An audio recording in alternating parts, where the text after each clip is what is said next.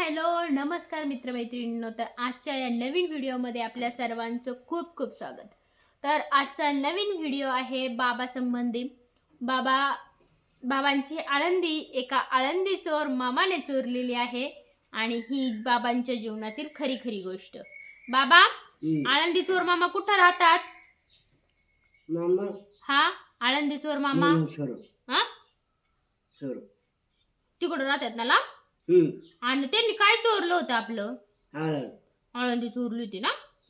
तुम्हाला आवडायची ना आळंदी? आमच्या बाबाला आळंदी खूप आवडायची. आळंदी काय करायची? दूध द्यायची का आळंदी? छोटी होती ना. तर आळंदी चोर मामा. एक दिवस सकाळ सकाळ माझं लग्न झाल्याच्या नंतर एक दिवस सकाळ सकाळ आमच्या घरी एक म्हातारे आजोबा आले आणि म्हातारे आजोबा येऊन ह्याच खाटावर इथेच बसले आणि मी त्यांना चहा वगैरे ठेवला आणि तेवढ्यात बाबांची एंट्री झाली. बाबा बाहेरून आतमध्ये आले आणि त्यांना खवळायला नाही लागले पण त्यांच्याशी बोलायला लागले. म्हणे, ए आळंदी चोर मामा आला का? आला चहा प्यायला आला, आमच्या इथे चहा प्यायला आला, आळंदी चोरतो, असं त्यांना बोलले. मला विशेष वाटलं. बाबा लय भारी ऍक्टिंग बिक्टिंग करून म्हणायचे, ए आळंदी चोर मामा, असं लय मस्त म्हणायचे बरं का. आणि मग मी म्हटलं, काय गड्या काय झालंय? आणि आता त्या आजोबान देखत आणि बाहेरचे माणसं असल्यावर आपण काही बोलू नाही शकत ना. त्याच्यामुळं मी त्यांच्या समोर काहीच विचारलं नाही. बराच वेळ त्यांचं चाललं होतं. माझे सासरे ते सगळे हसत होते, माझे मिस्टर, माझ्या सासूबाई इथंच बसले होते सगळे आणि सगळे हसायचे. बाबा तुझी आळंदी चोरली, बाबा तुझी आळंदी चोरली. म्हणलं ही काय भानगड आहे नेमकं? कसली आळंदी चोरली? आळंदी गाव काय कोणी चोरू शकतं का? आळंदी गावाचंच नाव ऐकलं होतं मी, याच्या व्यतिरिक्त काय ऐकलंच नव्हतं.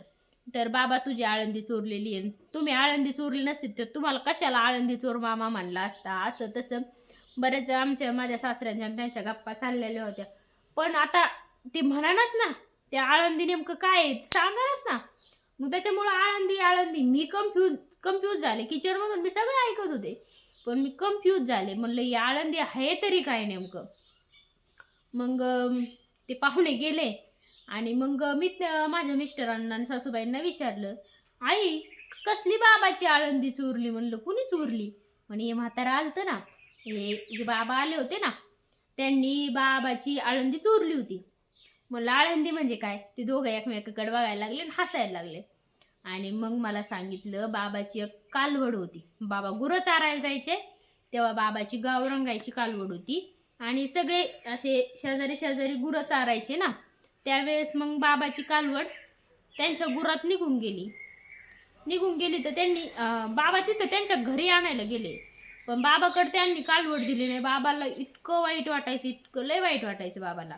म्हणजे बाबा म्हणजे आईन त्या सांगायचं त्याला अजिबात करमत नव्हतं, असं तसं म्हणायचं आईन त्या.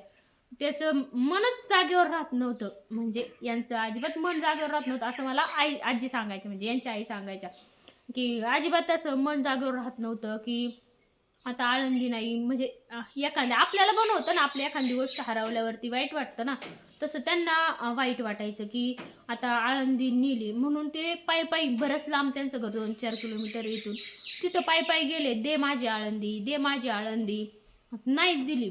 आणि बरं 2-4 महिने त्यांच्याकडं ती आळंदी राहिली. पण बाबाने आयडियाने ती आळंदी घरी आणली. तर कशी आणली ती तुम्हाला सांगते.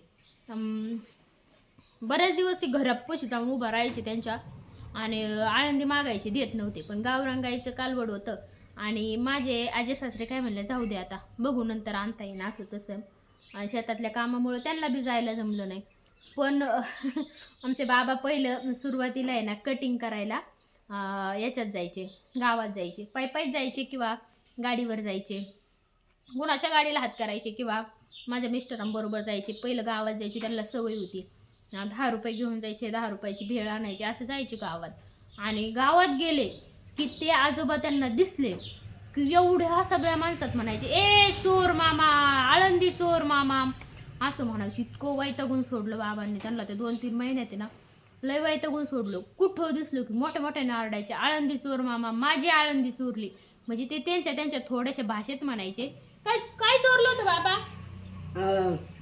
आळंदी चोर. म्हणून दाखवा बरं आळंदी चोर मामा. म्हणा बाबा, इकडे बघून म्हणा, इकडे बघून म्हणा. आळंदी चोर मामा.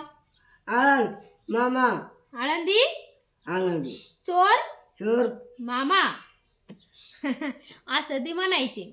आणि म्हणजे आता इथं आसपासच्या जवळपासच्या लोकांना त्यांची भाषा कळते. तर असं म्हटल्यानंतर मग आता त्यांची इमेज थोडी कमीच व्हायची ना. आणि मग ते आजोबांनी एक दिवस काय केलं की कायमच तसं म्हणायची, लई येड्यावानी करायची. म्हणजे सारखे म्हणायचे माझी आळंदी चोरली, माझी आळंदी चोर मामा. एखाद्या दिवशी असे धावून जायचे अंगावरती, माझी आळंदी चोरली. करमत नव्हतं त्यांना ते 2-3 महिने सारखे. म्हणजे असे हेच राहायचे, घांगावल्यावाने राहायचे की आता आळंदी चोरून नेली, देतात का नाही, देतात का नाही असं वाटायचं. कधी जशी आठवण आली की त्यांच्या घरी जाऊन उभं राहायचे. असं मला यांची आई, माझ्या सासूबाई असं सांगतात की ते. आणि मग ती नंतरून काही दिवसांनी त्यांनाच इतकं त्या आजोबांनाच इतकं टेन्शन आलं. म्हणले कुठं विचव घालायला लागला बा, आपण त्याची नेऊन दिलेली बरी. त्या मामांनी घरी आणून घातली ती कालवड.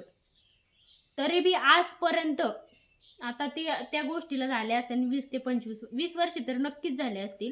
कारण माझ्या लग्नाला 10-12 वर्ष झालेले आहेत. आणि त्याच्या आधी 7-8 वर्ष तरी ही गोष्ट झालेली असणार आहे. तर ही गोष्ट होऊन 20-25 वर्ष किंवा 20 वर्ष झाला, 20 वर्ष झाले. पण त्या आजोबांचं नाव आजही आळंदी चोर मामा आहे. काय नाव आहे बाबा त्यांचं? आळंदी. पुढं पूर्ण म्हणा की.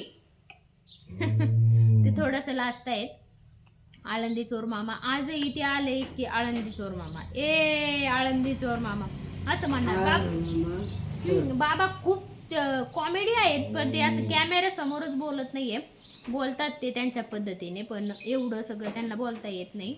पण आमच्या इथं खूप कॉमेडी येते ते. मी तुम्हाला अशा खूप साऱ्या गोष्टी सांगणार आहे. बाबाला कुणालाच काही द्यावं वाटत नाही, आणि बाबांना कुणालाच काही द्यावं वाटत नाही. आणि कुणाला दिल्यावर बाबा काय करतात, कसे राखण बसतात. माझ्या ननंदबाई येतात त्यावेळेस त्यांना जर काही दिलं किंवा काही त्यांनी मागितलं तर बाबा कशा पद्धतीने प्रतिकार करतात हे मी तुम्हाला पुढल्या भागात सांगणार आहे. तर तुम्हाला ही कहाणी आवडली असेल तर व्हिडिओला लाईक, चॅनलला सबस्क्राईब करा. तोपर्यंत नमस्कार, रामकृष्ण हरी.